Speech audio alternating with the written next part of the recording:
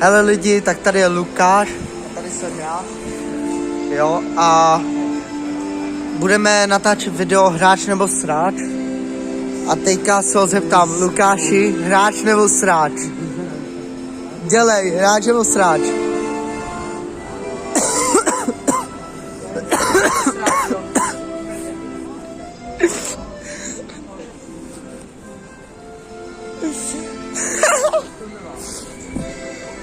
No, tak teďka si vem ty telefon. Ty mi poli prdel.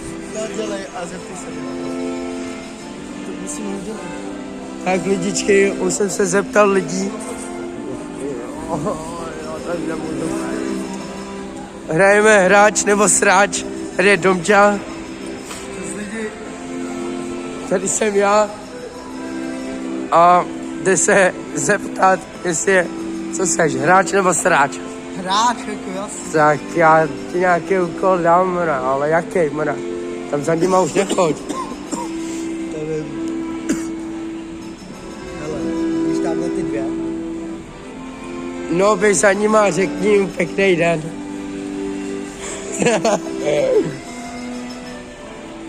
Hezký den jim řekni.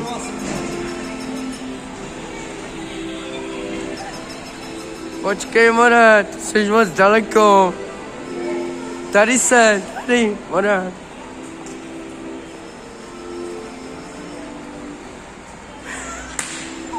Co to dal?